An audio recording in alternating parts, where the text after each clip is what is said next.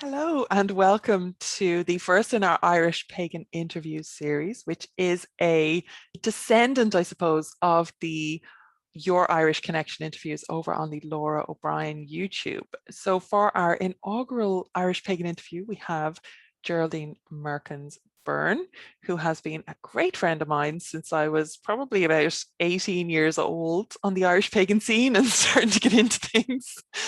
So we've been around the block for quite a while. Welcome, Geraldine. Thanks, Laura. Thank you. And I noticed how you got in there that I'm older than you again, and in the Look. time in an hour. Shut up. I value your experience. That's what we're dealing with here. I'm experienced, not You old. were without, I mean, yes, you're older than me, fuck that, but you were a mentor to me. You really were. I was such a baby pagan coming onto the scene, and you were the first who ever kind of showed me that like genuine Irish witchcraft was a thing. And we get into all of that and Geraldine's backstory and Geraldine's history and everything. But you have been a really valuable influence in my life. So when I reference you being there on the scene before I was, it is not a dirty dig at your age. It is because I value you as a mentor and a friend. Oh, well, thank you. Thank you. I think you may overestimate it, but not at all. Not at all. You don't know. You don't know. I mean, that's the thing. You do know what the scene was like at the time. And if you actually thought about it for a second outside of the context of, your self-depreciation, you would understand the value of meeting someone and coming across someone who knew what was what and was saying the things that you felt in your own heart, but was really not available in the community such as it was at the time. It was much harder. And I have to say, I think it's one thing that the Irish Pagan School has done is created resources that haven't actually been there, not in one place, not accessible, not authenticated, not curated in the way 20 years ago, 25 years ago. 25 now, yeah. Yeah. 18 years ago, at 18 years old, I was 25. No. 25 years ago. At 18, yes, thank you, yes. Maths is not my strong point. We all know this.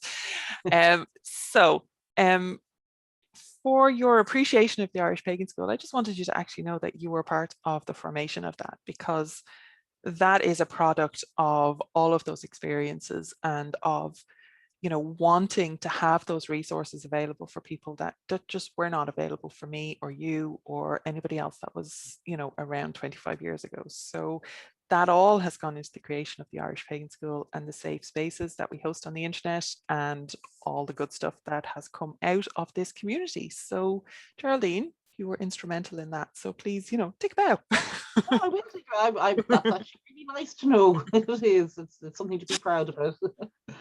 Good. I'm glad that you feel that way. Okay, so Geraldine Moorkens Byrne is a poet, a filla in the Irish language, a practitioner of Indigenous Irish witchcraft and has a family tradition in the same. She practices Draocht Ceol, the magic of words and sound, a traditional part of Irish folk magic and folklore, and our mythology as well. It's very, very important in our Irish mythology. So we're going to dig into some questions here, and I do hope that this will become a series where I am interviewing multiple people with very, very similar topics or questions as we go through the interviews, so that you can really start to get an idea as a viewer and as a TUA community member of the vast breadth and depth that we have within the Irish pagan culture, and whether that's native Irish or people who are engaged with Irish spirituality who are not native to Ireland, because those are all factors within the community and those are all parts and essential parts of the community, I feel.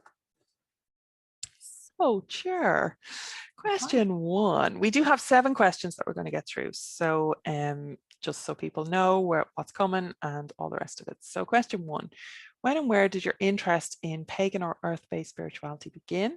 And we'll talk in a bit about getting started on like the practical steps for that. But just, I suppose what we're looking for here is your origin story as such. Well, yes. I was about to say I was a mutant. When did it begin? That is, well, I grew up in a family where, I mean, there was always a huge interest in folklore and magic and those traditions. And we're kind of a family where everything is narrated. Everything goes by stories. So like my father would tell us stories about when he was a child and being in Wicklow, and ghost stories and stories of charms that people would use. And this was a normal way of imparting information. So that was perfectly normal. But both my parents were certainly at the time were devout Catholics. And I grew up in Catholicism. And the two things were completely compatible. I never, it never occurred to me, oh my God, if you're this, you can't believe that or think. But probably the most important thing for me was in college doing a class with Art Cosgrove, Professor Art Cosgrove, who went on to become the president of UCD. And he was talking about the medieval church and early Christianity and so on. And he talked about Celtic Christianity. And he was extremely knowledgeable about it in an academic sense. But the more I heard of it, I was like, there were things in it that resonated with me. And there were so many things in what I'd grown up with as religious that I just didn't, I couldn't feel them. I didn't have any connection to them. And I genuinely wanted to. And like I would stress, I genuinely wanted to believe because my parents believed and everybody I knew believed, and I really wanted to believe. And when I heard about Celtic Christianity, this is it. This, I believe, this is more. And I got more and more into reading about that and learning about that, and like partly for my degree, but partly just as a person. And it really very quickly became clear to me that the bit I liked was the Celtic bit. It wasn't really the rest. Like you could take an entire word out of that and I would be left with what I wanted to know.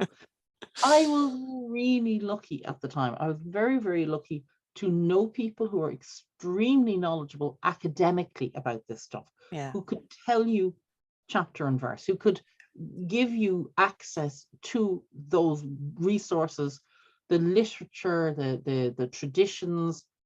And I was lucky outside of that I knew people then that I could talk to about these things, and who themselves would have had like their moment, like sort of reverse road to Damascus, they too would say, well, actually, I don't either. And I think, and then really that snowballed. That just became an absolute obsession with understanding Irish pagan traditions, Irish heritage, Irish like philosophies and concepts. And we were talking about how difficult things were like back then. I mean, when I was in my 20s, if you looked up anything that had the word Irish or Celtic or pagan in it. And this is pre-internet, just for the folks who aren't aware of the context here. Yes, this is libraries we're looking shit up in. Libraries. But everything was like a big melting pot Celtic. So they would talk about like Epona in the same breath as they would talk about the Morrigan. And so like that was misinformation. It was better information than I had, if you know what I mean. I was lucky to have access to really good information. But even at that, I would say I spent, a good 10 years unlearning some of the stuff that I had confidently learned, and realizing that, there were better layers of understanding, and you had to sift through it. But it actually started as a genuine wish to believe in Christianity, if you know what I mean, which became then a realization that I didn't, and this is what I actually believed in. And it was when you heard something and it literally set off like a little bell of truth in the back of the head that went ping. And that happened often enough, you just have to follow it. It's like, Yeah. That's awesome.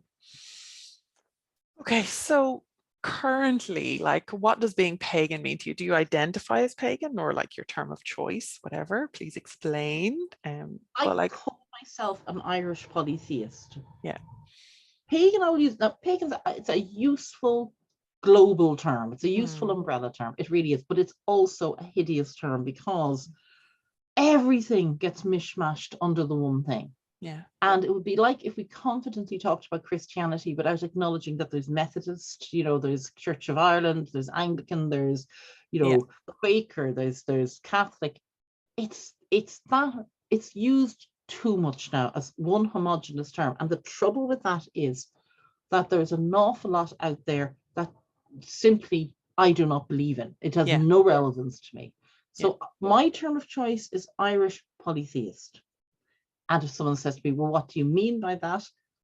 I will obviously Irish. I believe in the gods of my land. This is my land. I believe in the gods of my heritage. I believe in the ancestors, and I do not believe that all gods are a facet of one god. I do not believe that there is the goddess and the god and they just appear in different faces. I believe in the individuality of those beings. I believe in them as actual literal beings, yeah, not philosophies or concepts or manifestations. I believe that they are tied to the land, that they actually come from the land. Unlike a lot of pagans that I know, I do not believe that the gods have the slightest interest in me as an individual. I think that the gods are part of creation. I don't believe that they are the creators. I believe that everything that we are is created by Byrne. It's created by truth or truths, more accurately.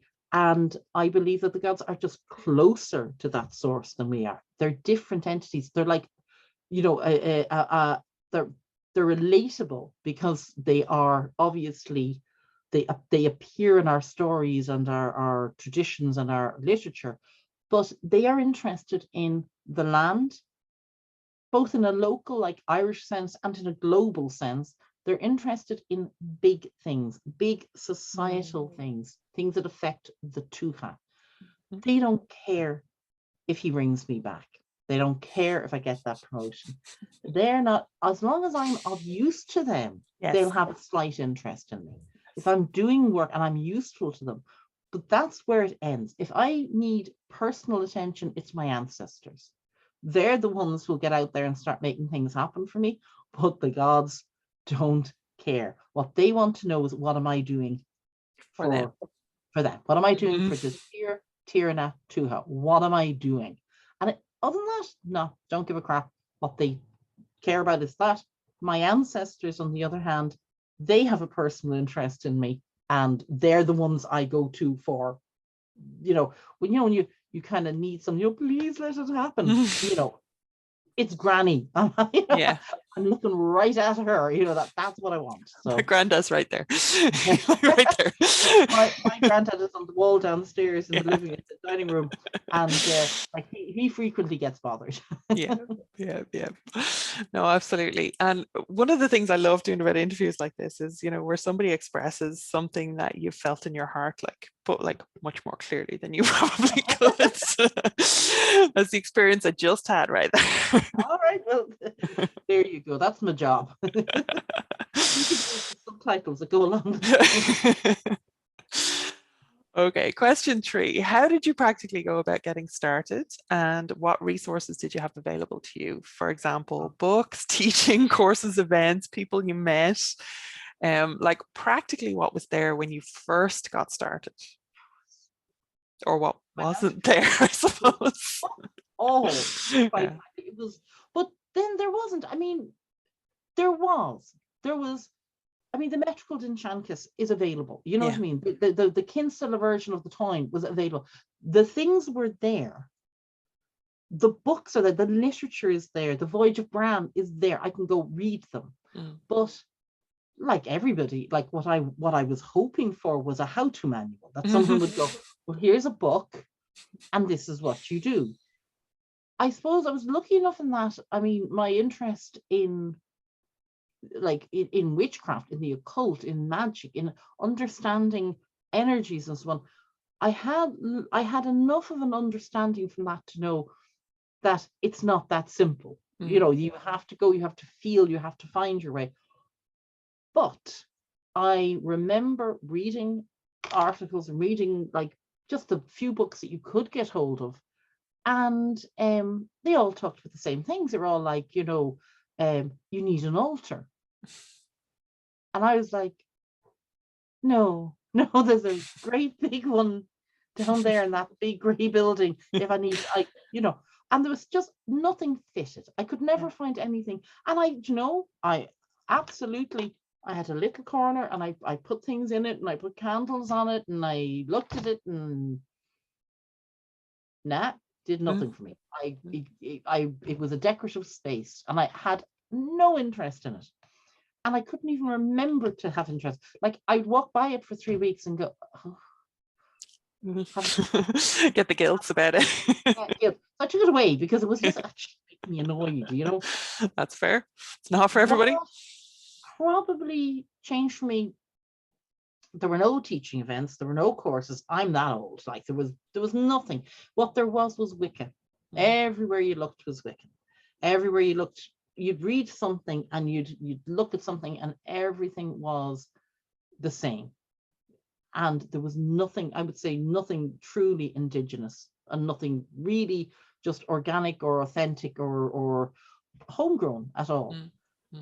And what started for me was literally going out, standing somewhere, listening, feeling, and trying to feel the place and trying to open up to that.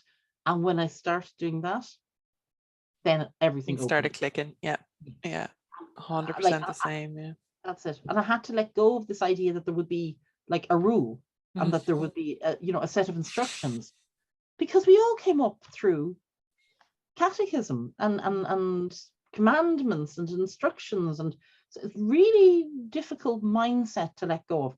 The other thing that helped a lot was I started reading peripherally. I started reading about Celtic philosophies, about old Irish society and their attitudes.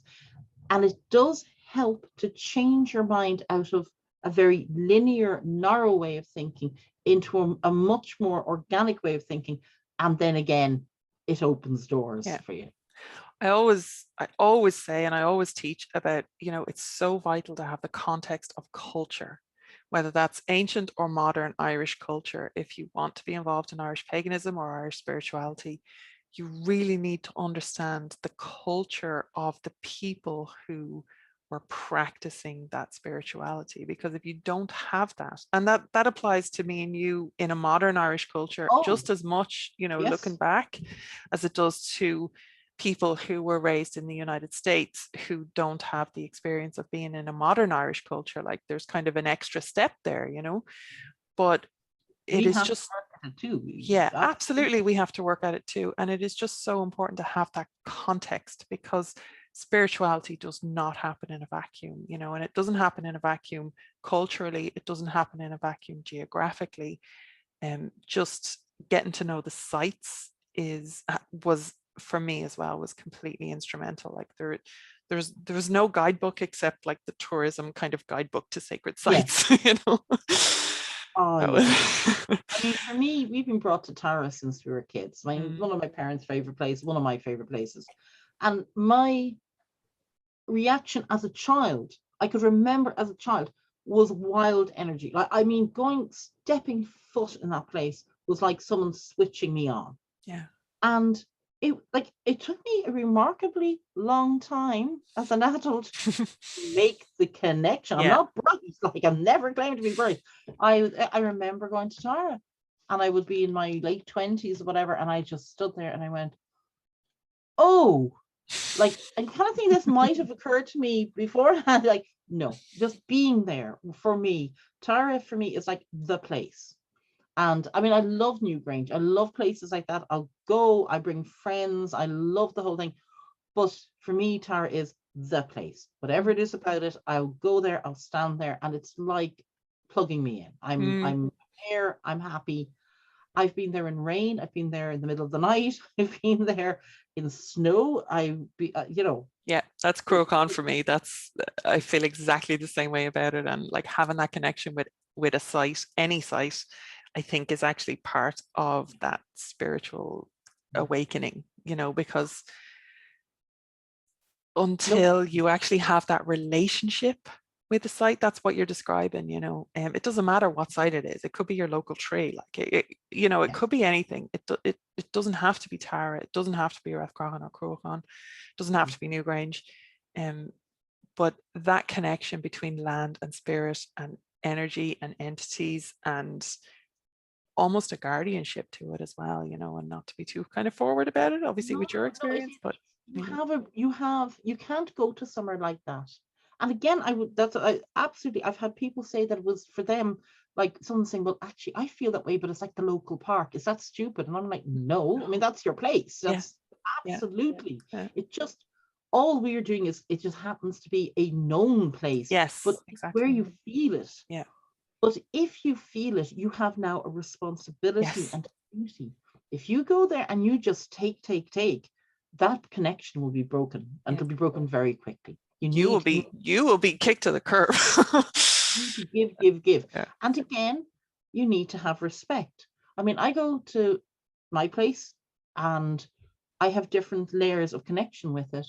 I mean, I feel an ancestral connection. I don't mean that like I had ancestors that lived there, but I mean, I feel close to my ancestors. I feel that love and, that minding from them. Yeah. But I also feel like the more awe-inspiring kind of entities of the gods in the background, with whom I have a very diffident and respectful relationship. And you should be connecting on different levels. And then there's like the feeling of like the spirit of the place and so on. These are important layers of interaction, and you have duties and responsibilities to each, and you get something back from each. Absolutely. But people who go and kind of go, I went and I connected with you go, did you? Really? Like, what are you doing? What are you doing for the place? What are you doing for your people?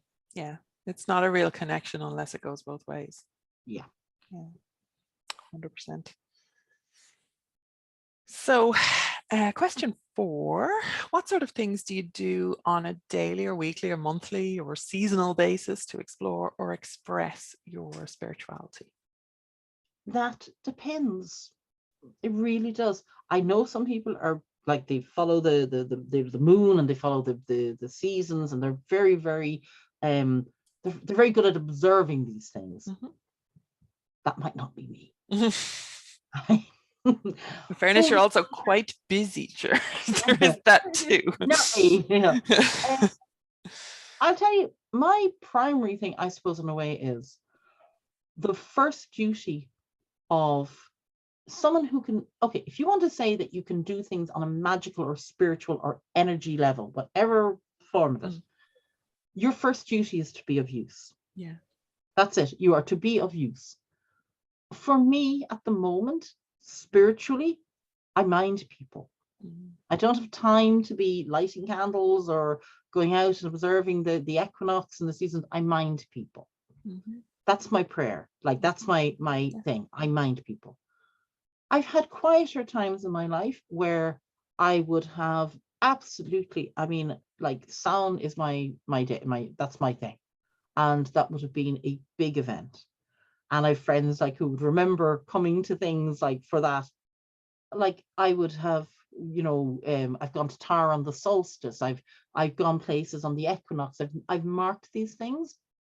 At the moment, if I pray, my prayer is in the form of an actual act of minding someone. Yeah. I think that most of us have come from a background of religions in general, where, lighting a candle, saying a prayer on your knees in a specific format, in a specific formula, is spirituality. I've reached a stage in my life where if I am being of use and of service in some way, and if it's minding someone, or if it's for you, it might be writing a book about something. If it's for maybe someone goes out and digs a patch of land that needs to be digged, or everything has its place. Does an interview for community benefit for like absolutely no, remuneration. There you go. Yeah. But that's what it is about. Yeah. It's giving something. And if you give something, that's a prayer.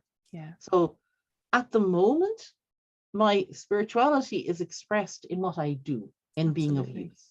Absolutely. Hopefully I'll have more time, and I will be sitting here, there'll be candles, and there'll be me.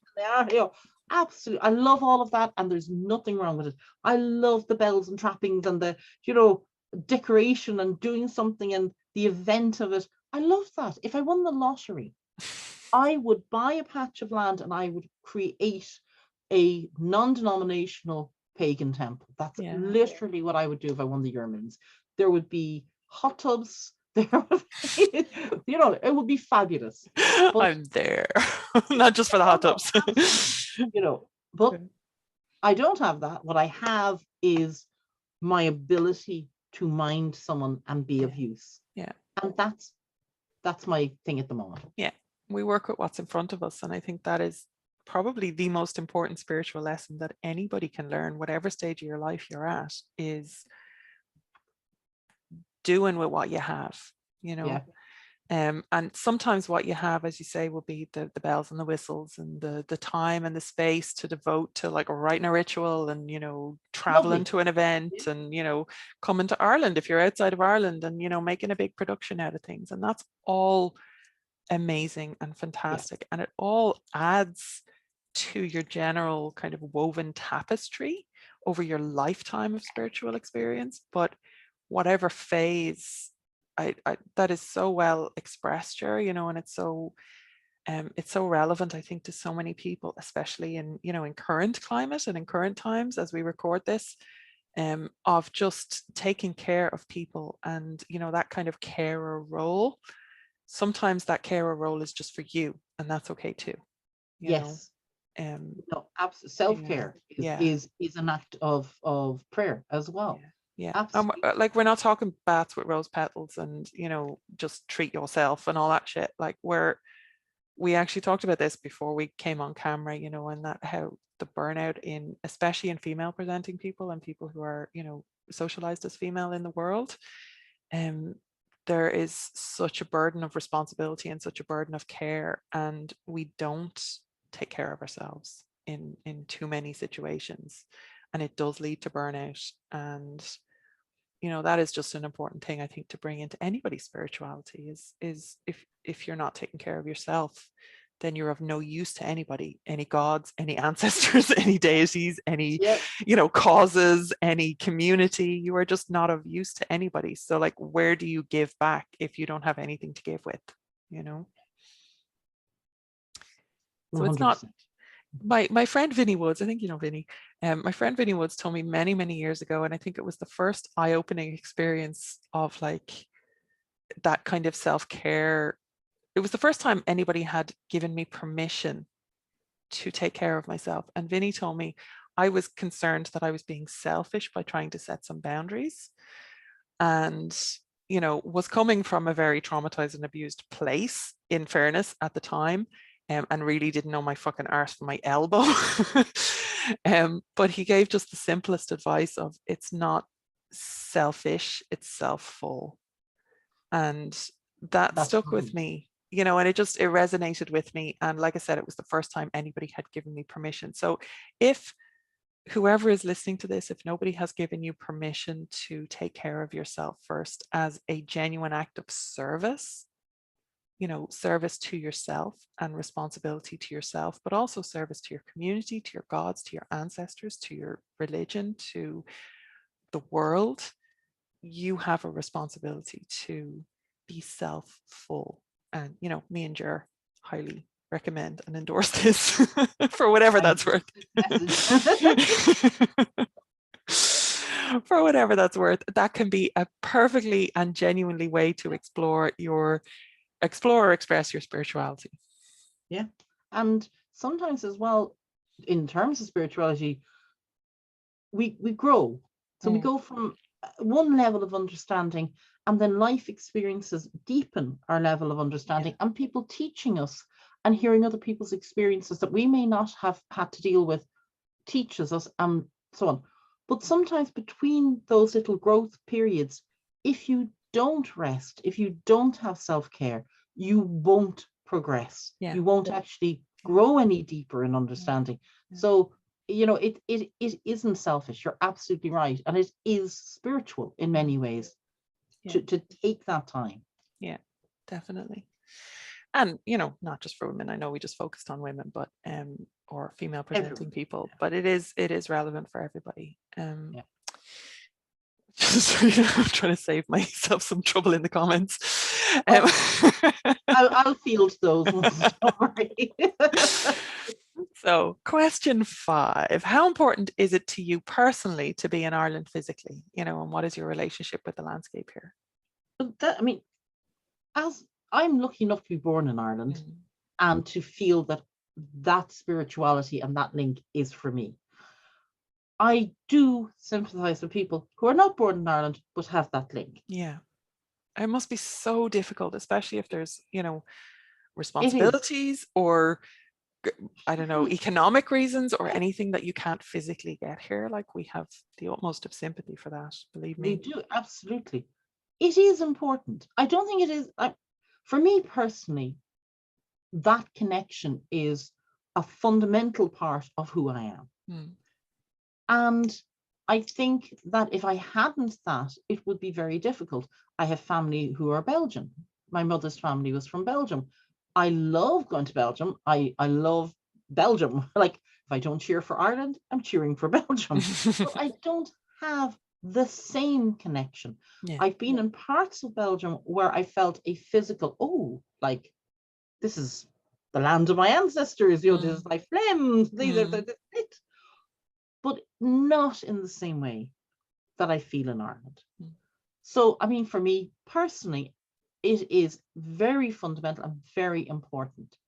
But I know people who have a wonderful connection to Irish spirituality, an authentic one and a genuine one, who haven't had the ability to step foot in the end. It's one of those questions where, for example, I have friends whose parents came here to live in Ireland, who themselves live in Ireland. Some of them have been here since they were children or born here. Some of them came here 5 years, 10 years, and they have a tremendous attachment to and connection with this land. And they really feel it on the same level that I feel. They feel that connection. Some of them have that connection with their home, their parents' land, like at home, that they would feel it most strongly for that. I don't think that we can divide it up and say you have to have this connection. But you have to understand that connection. And you have to feel it, I think, to say that you're going to study or be part of Irish spirituality, you should feel that connection. But it need not be, you might aspire to see it physically, but you certainly emotionally need to have it. But as I say, it's a loaded kind of question slightly. It is, and that's why it's there. I mean, the truthful answer is it is tremendously important, and I am tremendously privileged to have that connection to Ireland. But I think that we have to be careful in our phrasing of an answer to say there is immense space, though, for those who physically will never step foot here. 100%. There is an ability to have that connection emotionally, imaginatively, intuitively, spiritually, energetically, magically. You can connect in so many ways without having that physical connection. And that's why this question is there, to actually bring this up as a talking point, because it's something that is very misunderstood. And it's something that, as Irish people, we can talk about the importance of the Irish identity, but it's also very important to make space for Irish connection beyond Irish culture, and I very much believe that Irish is an ethnicity, And as you say, there are people who have moved here, who were not necessarily born here, who have no ancestry to Ireland. They're Irish. They're Irish, 100% Irish. But it is about your intent. It is about your connection to the culture, your embracing of the culture. You know, it is about those cultural elements that you're aware of, that you know, that you grew up in, or that you partake in, or that you engage in, you know, wherever you're coming from as a source point with that. It can be about a bloodline connection, definitely, and people can feel that. But that is people who are, you know, who have Irish American heritage or Irish English heritage, ancestry, you know, and all of those. And there are different ways that, you know, people can identify as Irish. And I think it's very important to, you know, to not take Irish people's culture from us, as has been done so often in the past, because, you know, it's kind of a sore point for people. But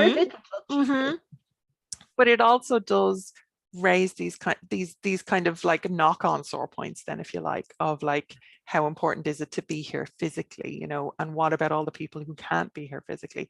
And I know personally, I have like literally made it my life's work to authentically connect people to Ireland. I think probably about at this point, it's changing slightly, it's shifting slightly. It used to be about like probably 85% of our students at the Irish Pagan School were not in Ireland. Now it's actually gone to about 75% as far as I can tell. So more Irish people are actually picking up the Irish learning and the Irish education and the Irish opportunities that we are offering to, you know, to connect to Irish heritage in this way, which is great.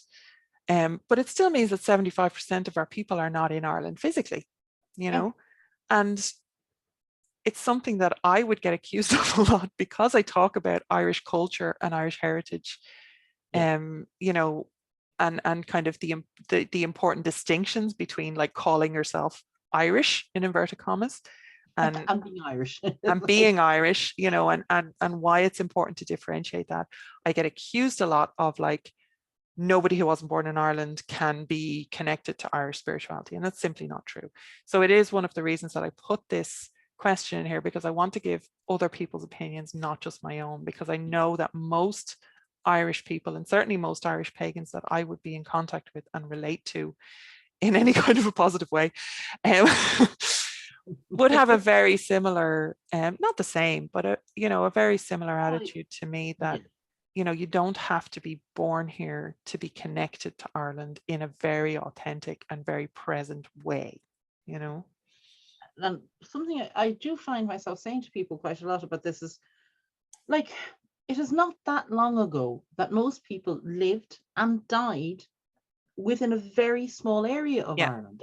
The people from, you know, a peninsula out in Kerry never got to meet a person that was from Dublin or Cork, or you lived in a tiny life in a tiny bike area. ride, literally a bike ride from your home, you know, whatever you could reasonably go on a bike or a donkey and cart for the day, like that was your radius, you know. That was it. And like then, I mean, you know, when people kind of go, oh, well, how can you connect that? You know, well, are you saying that someone from Kerry, you know, can't connect to Tara because they didn't live, they never fit? We get caught up in these things, and we have to remember we live in an era where global travel, COVID accepting, but where it is a blink of an eye. You can be in a different continent, in a different country within hours. We have a world that has opened up in many ways that we could never have imagined. Even when I was a kid, I would never have imagined that there would be flights to New York for the weekend. That was science fiction back then. You know, the idea that people went shopping in New York for the weekend was, what a joke. And we live in that era. We live in an era I could never have imagined the internet. People can take virtual tours of places. We also live in an era none of us could have imagined, really, where people are emigrating into Ireland. Instead of us exporting people out wholesale, we've actually had experience of people coming in. We have to find a different way of expressing what it is to be Irish. Yes. we have to, all of us, understand that there's nuance. There's being born in Ireland, where every mammy and daddy and, you know, seed, breed and generation Irish, spud eating, you know, all cow the way back. herding, Yeah, belly all the way wearing. back. Yeah. Grand. Bale and twine belt farmers. Yes, that's it. Match made at Lisdunvar. Yeah. And then there's Irish because your mammy or daddy decided they were going to move here. Yeah. Then there's Irish because you decided you're going to move here. Yeah. And again, coming back to the thread here, what actually unites all of those different aspects of being Irish is being of service to your community. Yes, it's the culture and the community. That is the most important part. So I could say, well, I'm born here, I'm Irish, and you're born here, you're Irish. And someone else can walk into the room and go, well, my mother came here, or my dad's parents decided they were going to emigrate here from China, like, and I was born here. Someone else can come in and go, well, I was in school and, you know, really figured it's going to travel the world. So I hit in Ireland, but I love it here and I'm going to be Irish. I'm getting my papers. I'm staying. Yeah. What do we all do? We all participate in society. We all contribute through our taxes, through, you know, our very actions, how we treat our voting when we're allowed to vote, you know, people who are allowed to vote. Voting when it's on, you know, all of these things. So it's service, an actual community that links us all, rather than, you know, your bloodline or your heritage or anything. And we really have to understand that there are all these nuances where we can all connect in different ways. Yeah. I do believe that there comes a point when we're talking about Irish society, that the needs of those who live in that society, no matter where what your origin story is, yeah, that's what has to take precedent. Yeah, because we're living in this country. But that's the bit that people have the problem with, you know, people who have the pedigree papers, the puppy papers, and think that they have this Irish pedigree, and, you know, we're Boston Irish, and we, you know, we came over on whatever, and we've kept the traditions, and we're more Irish than you because you've been influenced by the English, and actual fucking conversation that somebody had with I've had that conversation, But like where you really see that difference is like, say, for the grassroots campaigns in recent years, you know, with the marriage equality campaign and repealing the 8th Amendment, which gave us, you know, bodily autonomy for our female presenting people, or our people with uteruses rather. So we had, like, there were so many people in those campaigns who were not, you know, would not be classed by some people as Irish, right? As in hadn't been born here, right? And they were out there, they were knocking on doors, they were doing the work, they were putting up posters, they were talking to people, they were, you know, they were contributing to that culture, they were contributing to the change. And then as a very stark contrast to that, we saw a huge influx of Irish American people who were coming over and calling themselves Irish and wanting to defend the purity of Ireland, dear old Catholic Ireland. And this is not the dancing at the crossroads. Those Colleen's dancing. That's what they wanted. And they were either contributing funds. There was a huge influx of money, and actually that was a huge part of like why Facebook changed its like accountability with regard to advertising and things like that, you know, where you have to actually like, all of that was part of it, because we had all of these American organizations, primarily you know, fundamentalist Christian, who saw Ireland as some kind of like purity point that they needed to win, you know, and they were very much calling themselves Irish.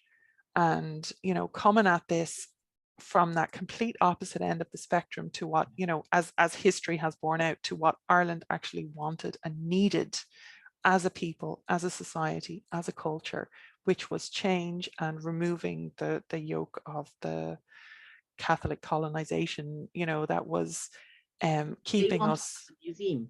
We're supposed to be with their fond imaginings of what Ireland is, and that's a problem. And I agree with you. Somebody who's in this country, a wet weekend, who's out there trying to improve our society and trying to make this country work is more Irish than a first generation person who's can trace every parent back to the old sod, like for 7 generations. I don't care. That person is more Irish than you because they're living it here with us.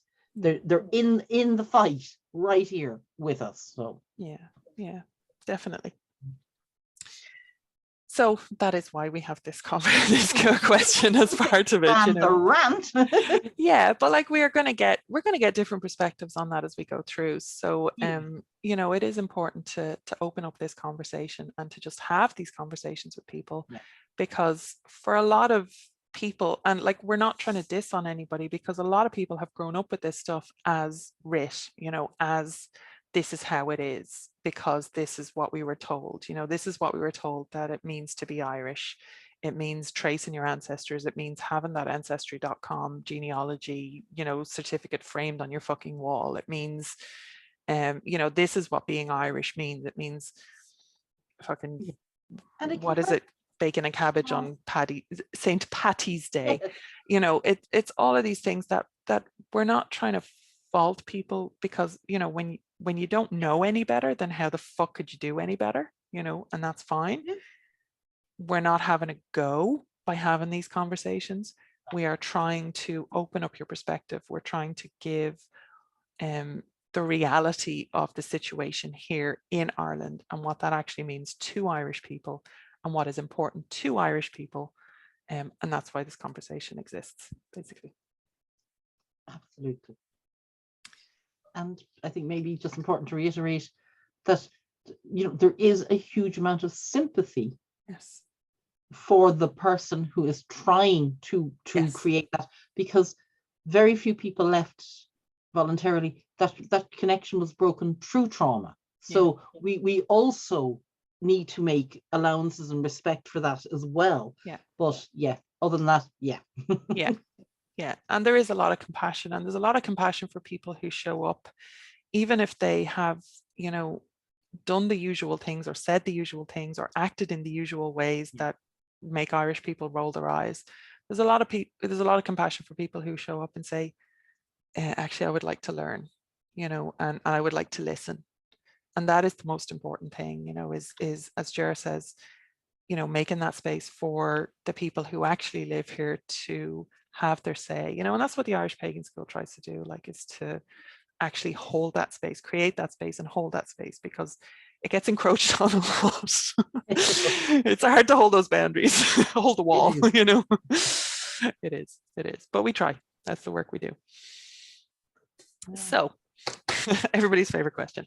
Question 6. If you could guarantee that a person had read at least one book before talking to you about paganism or asking for advice, what book would that be? Now, I know it's really, really difficult to, you know, break it down to one book, but do you have a particular one that you just wish, you know, when you're having those conversations, or somebody's trying to have those conversations with you that are making you, you know, your eyes roll back in your head? Is there one book that you just like to throw at their heads? What is it? Now, if I'm going to find this, and I know you're going to kill me, I can't pick a book. Okay, I'm going to ask you a question. Are they coming to me asking me about paganism? Are they coming and asking me about Ireland? Because there's two different answers to that. I suppose paganism, like, that is what the question actually says, right? And we do talk about Irish heritage and resources later. So I think that's question 7. So I'm going to say Professor Ronald Hutton's Triumph of the Moon. Okay, good. Because good choice. So many people, their initial exposure to paganism is Wiccan. And if they read that book, it will explain so much, and they will avoid so many mistakes before they come asking me anything. No, fair. That book explains how Wicca evolved. And in a case where you might seem odd that I'm talking about a book about Wicca, but it's because when they come to me almost uniformly with a question about paganism or witchcraft or whatever, it is because they think Wicca is witchcraft. They think Yeah. Wicca is Irish. They think Wicca is witchcraft. And They think Wicca is the totality of like pagan everything. spirituality. Yeah. Exactly. Yeah. And when you try to explain to them how complex this subject is and how, you know, it becomes a mire where they get so defensive because everything they thought they had already learned. It's like, well, you're asking me to unlearn everything. I'm like, yeah. Yeah. Like, sorry. Welcome to the club. I don't have another answer to that. Like, yes, I am. Read that book. See how it evolved, where it came from, and why it is not any of the things you think it is. Yeah. Now, I am aware that I have possibly insulted any Wiccans watching this, but I'm just going to say there are facts, historical facts, and then there is a romanticized view of the subject. Yeah. And I'm just saying to people, read this book or anything really by Ronald Hutton, but read that book and then start again. Yeah. And go, with that perspective. Yeah. Yes. Yeah. That would be my one thing. Yeah. And like, it's not a perfect book, and Ronald Hutton's scholarship is not perfect. And particularly in relation to Irish stuff, he gets some stuff wrong. I know that there's stuff from Stations of the Sun that is like a little bit cringy when it comes to Irish stuff, but I think that I actually completely agree with you, like in that the breakdown of just the history of where it has actually come from is so essential, is so invaluable, you know. Yeah. And I the other thing is I would say is that he's a writer. He's very open to correction. He's very open to like learning something new. I mean, he wrote about Siberia and shamanism, and Siberians contacted him and said, well, actually, you say this thing is extinct, this thing isn't extinct, this is in our tribal society. You know, next edition of the book, he wrote I made this mistake. These people corrected me. Here is a, and it's like science. Science doesn't always get it right, but science is the ability to change. Yeah. And the only reason that I'm even kind of putting in that proviso, I suppose, is because you will hear a lot of people completely dismiss Hutton's work on those kind of points. And I really don't feel that it needs to be dismissed in any way, shape, or form, because as you say, he does learn. And I've been in personal contact with him. He wrote for the Pagan Digest at the Irish Pagan School. Like he is an amazing man. He's a fantastic scholar. He's not perfect. Nobody should expect him to be perfect. Nobody should expect any author or writer or scholar or teacher or educator to be perfect. Everybody should be continually learning, you know, especially if it's outside their area of, you know, expertise, you know, or culture. There is fabulous books like on archaeology and so on by favorite fabulous writers that 20-30 years on, parts of it we have to discount because better information is available.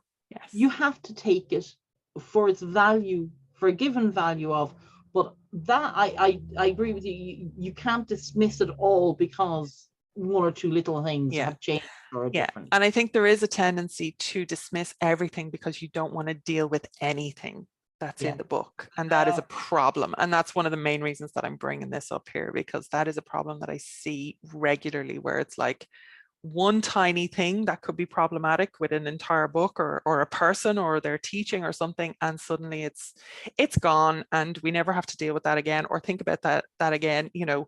Phew, because that was uncomfortable, you know. So just be aware be aware of that. And again, like, you know, we're talking about one book here, but obviously the more broadly and widely that you're going to read on any given topic, I know what's his name? Philip Heselton has written some really good histories of Wicca as well. He's writing it more from the inside, in fairness, but his research is top notch, and he has found stuff that that certainly nobody else has found or published. So he has tracked down a lot of the stuff that maybe even Hutton didn't know.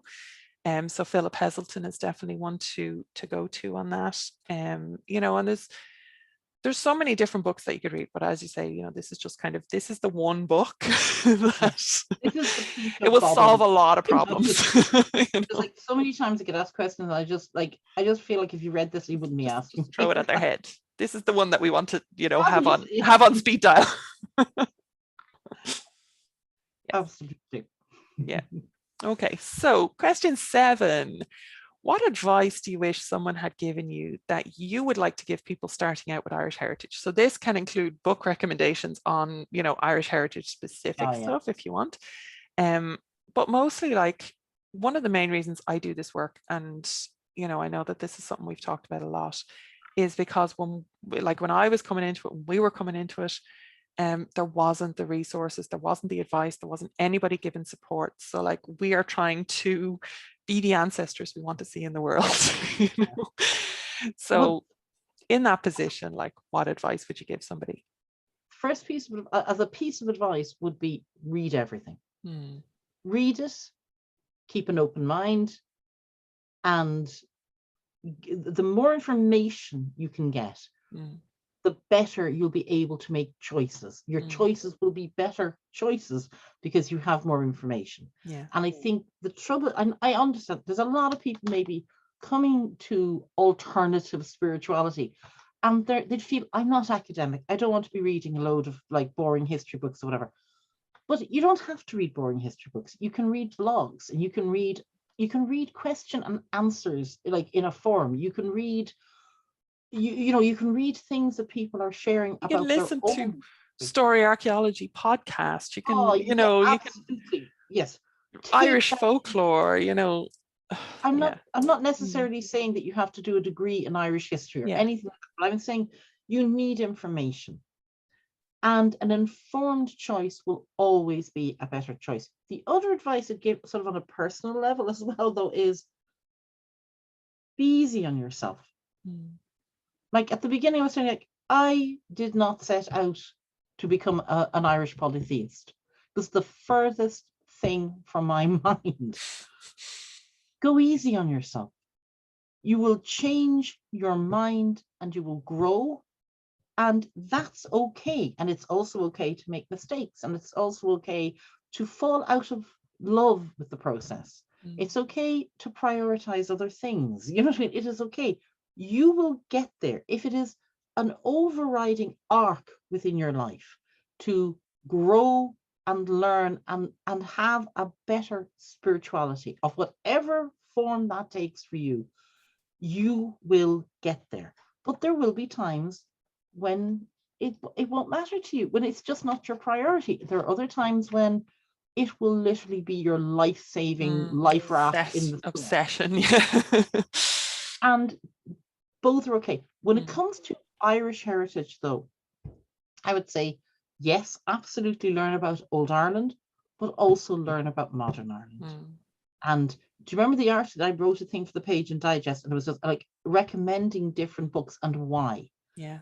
And not like one of the things in it was like FSL Lyons, Ireland Since the Famine, or a similar book, something that takes you through modern Irish history, so you understand what it is you're talking about when you talk about Ireland. And absolutely, read about, Finn McCool and Cuchulainn, and but if you really want to be there, you've got to understand modern Ireland as well. Yeah. But like, so it's kind of, nothing is divorced from any other part of the chain. You have to forge those links, and you have to keep forging them. Excuse me. Yeah, no, completely agree. And I mean, I constantly recommend things like the Blind Boy podcasts, just for a complete modern Irish satirist. I mean, if you want to actually blend the old and the new, like, the filla, the satirist of old is completely and utterly present in Blind Boy. I don't care what anybody says. That's my take on it. That's my hot take. And that is yeah. That is, and that's another thing, actually, if we're talking about advice, is perhaps the simplest advice we could all give people starting off is that this is a living tradition. Yeah. Yeah. And that encapsulates everything. Learn about the ancient, learn about the modern. It is a living tradition. And once you understand that, I mean, I think in a way it gives people permission to form their own relationship. Yes. Yes. Whether it's the past or the present, to form that relationship, because it's a living tradition and it will evolve, and you can help it evolve, and you can be part of that evolution. And that's part of the relationship, is actually contributing to the culture and not just taking from it. That's it. You know, so get involved, you know, get in there and learn about it, you know, and be of use. Yes. Yes. I think my head's going to fall off. I'm nodding so much in this interview. That's what happens when you're talking and I'm like, yeah. Okay, so is there anything else that you'd like to share? And what I would like, I mean, we talked about modern satirists, and excuse me, you are a living representation of modern filler. You know, you are the continuation, in my humble opinion, you are the continuation of one of our ancient poets who has, you know, this connection and this understanding with Imbos, with the knowledge which illuminates, which really kind of has you tapped into that kind of creative current of old, but also obviously very, very informed by, as you say, the modern tradition and the living tradition. So I would love for you to talk about your creative work as well, and your expression of, you know, not just your spirituality, but that, like, I believe, and maybe I'm overstepping here, but I believe your creativity is very much an element of your spirituality. Would I be correct in that? Yes. No, it is. Yeah. It is. And we were talking before about different things can be a prayer. For me, creating is that. It is part of what I do, and it's how I contribute. Yeah. There's a few different ways. I wrote a book. I wrote a detective story, and it's a nice, light, fun, cozy mystery. What's it called, and how do we get it? It's at the moment it's on. You can get paperback from Amazon. The Body Politic. Just in case people didn't hear that clearly, the Body Politic. That's okay. We've actually been talking for quite a while before. We were talking for like 2 hours before we hit record. But it's on Amazon, it's on Kindle. You can buy it. My website is celebratingwords.com. And there's a few things that I do. I write ceremonies for people.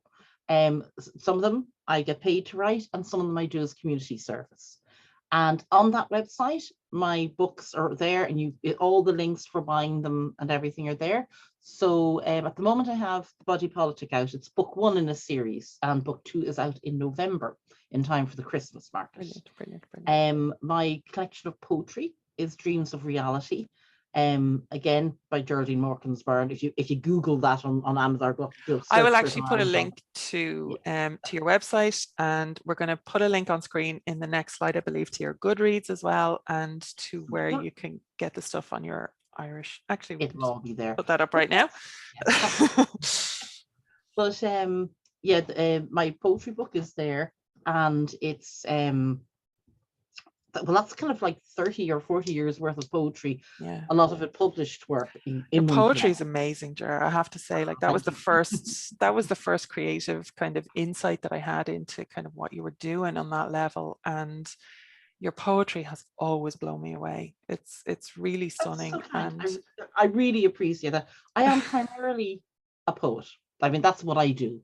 And kind of writing like novels and so on is a newer. It's brilliant though. It's so fun. And it's so, I mean, talk about being tapped into Irish culture, like, you know, reading The Body Politic.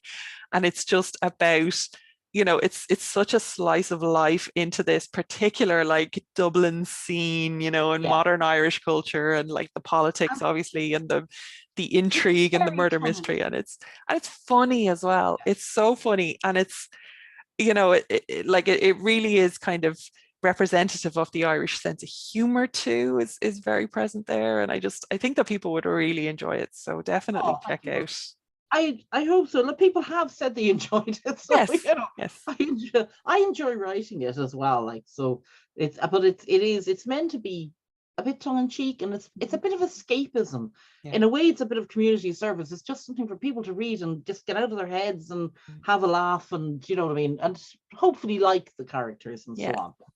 Well, like So interesting too, like it carries you through, like you know, your character development is really good. And I haven't actually gotten around to writing a review for you, which I will do, but that's I'm gonna on go me. listening to this going, That's on where's me, my right? review? Where's my That's, review? I know. I'm sorry. The best thing anybody can do for an author is to write a fucking review for their Yeah. work. So, you know, I need to practice what I preach. So I will definitely get on that.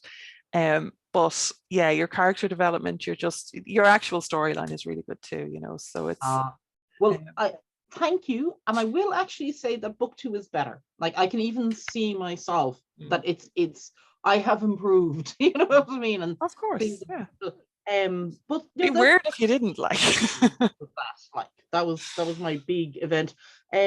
Dreams of Reality is like it's my pet. Like, and I have to bring out a paperback version of it, but it's sort of I never got round to it. Is probably I know. honest truth. But there's no particular reason. It's just life. Yeah. But no, I do, and I write. And the other thing I would say as well, and it's just to maybe to end on this, is I write ceremonies, and one of the things I'm working on at the moment is a remembrance ceremony for particularly to offer to people who weren't able to have proper funerals and so on during COVID. Yeah. In my own immediate family, one of my brother-in-law, like he lost his mother. We haven't had like a proper funeral, and so and people, you know, a lot of people are out there and they're going to have little remembrance ceremonies and so on.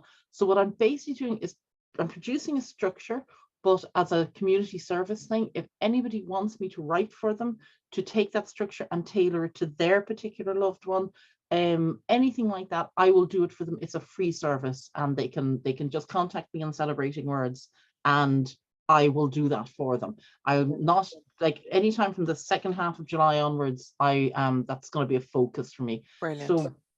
So like, I will put that link below as well. It's not on the screen currently, but yeah. Just if anyone was listening, and if they are having difficulty, some people just find it like if they need a bit of help to do it themselves, or if they want to use what I'm producing and use it, it is completely free. And I mean, also it's for anyone who has a funeral coming up or so on. It's not just limited to the COVID issue, but it's just sort of particularly inspired by the fact that like a lot of people are struggling now to find a way to do it. So yeah. And Jerry, you do teach at the Irish Pagan School as well. So we have two classes. As we record this, we have two classes up there. So there's one on Rusk poetry, which is an ancient Irish form of poetry.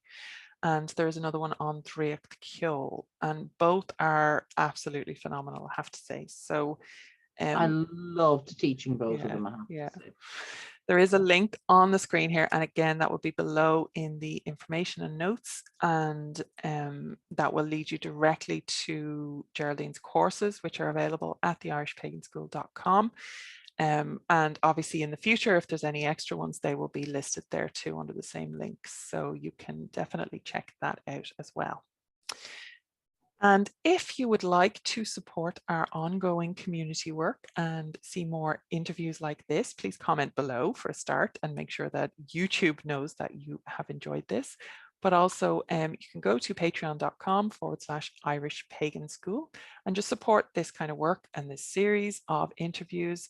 We would like to get more in, but obviously they take time to set up and all the rest of it. So they do take time out of our regular work schedule to organize and actually just produce. So if you go to patreon.com, you can support the work that the Irish Pagan School does in general, but there is also a tier which you can get a 10% discount on all of our courses and programs. So that is worth the patron support as well. So thank you very much for your time and attention. And Jared, thank you so much for the interview and the chat beforehand, which unfortunately everybody doesn't get to see. That was private. But they'll never know what we said. But I really appreciated it, and I really appreciate you. And I'm so glad that you're part of the Irish Pagan School community. Thank you. I love being part of it. I have to say, it is one of the most positive things in my life, like in the last few years. So thank you very, very much. Well, you did help inspire it, so you know. You're just trying to get me to take the blame. No, no. No, I'm not blowing smoke up your arse. You know me better than that. Okay, so Gura Mahagat, we will leave it here. Please like and share and comment if you have enjoyed this and you would like to see more interviews like this on the Irish Pagan School YouTube channel. Slán go fóill. Slán.